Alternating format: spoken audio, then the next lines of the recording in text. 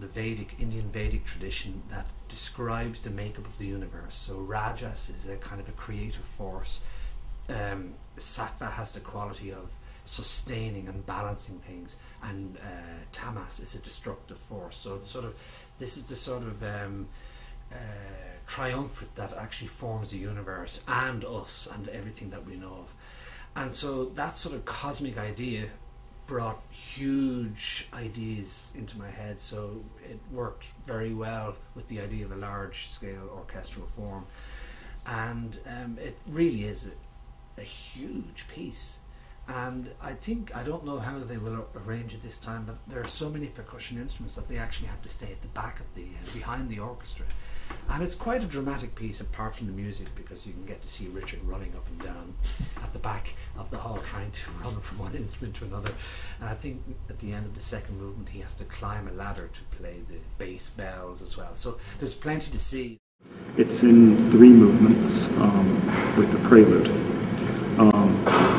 Basically the first movement is mostly drums, and it's a very kind of drummy movement. There's a little bit of tuned percussion in the middle, but most of it's sort of fast playing, fairly loud, aggressive playing. The middle movement is probably it is the longest movement of all, and it's mostly centered around metal instruments with a large part for the vibraphone.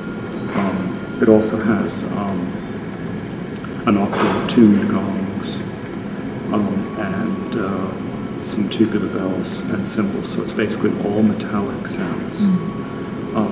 Then the third movement, basically I go back to the original setup that I started the piece on, which is basically based around drums again, but there are 3 tam-tams, a xylophone, crotales, thunder sheet, 6 toms, bongos, wood blocks, lots of stuff. It's about 50 instruments. And again, that movement gets very fast, very aggressive, very loud towards the end. Basically the piece, it's a bit of a stamina contest, because it's all played without a break.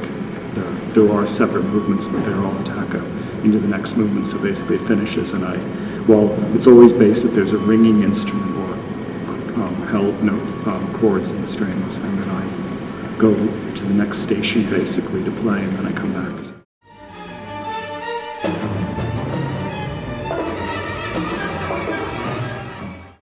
Well, I mean, like I said before, if I had had more opportunities to write for orchestra, I would have written non-concerto pieces. In fact, my next piece is a piece for orchestra, for a Brazilian orchestra, which won't include soloists, so I'm very happy to start on that.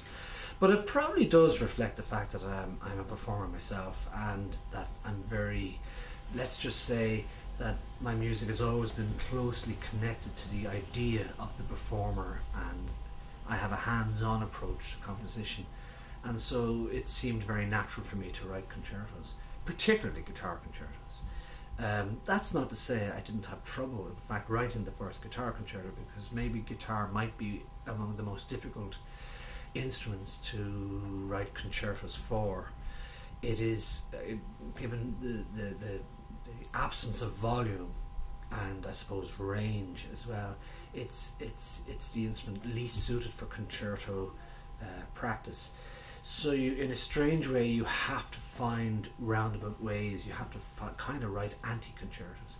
For the first guitar concerto, I chose a kind of a concertante Baroque orchestra type, a bit like one of the Brandenburg concertos, where I surround the guitar with a string trio, and to help it in that way. And in the second guitar concerto, for example, I obviously all the great climaxes, because I used a full orchestra there, were left to the orchestra, and so the guitar was left in a kind of a responsorial role. So you have to think differently when you're writing with guitar and orchestra. It's a kind of a difficult medium.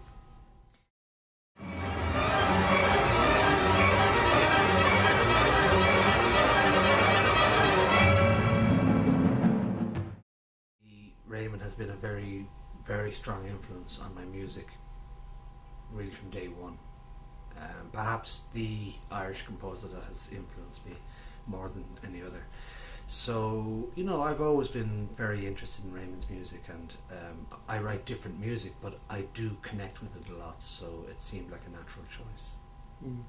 And that particular piece, it's a very, very early piece, but it's been performed a number of times. It's an early piece, but it's a piece that Raymond is not ashamed of, shall we say. It's a piece he likes a lot himself.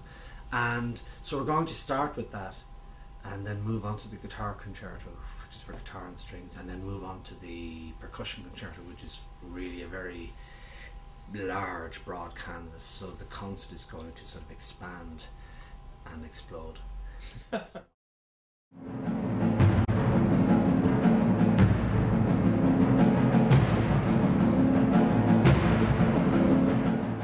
So it's very important even just to hear these pieces. I mean, the last time I heard this piece live was in the year 2000, so it's nearly 8.5 years since I've heard the piece. So, you know, I think RTÉ have, at the same time, under difficult circumstances, I think in the last 5 or 6 years, they've produced a very, very interesting body of work from Irish composers. And I think that a lot of these composers have shown that they're writing very, very unique and interesting orchestral music.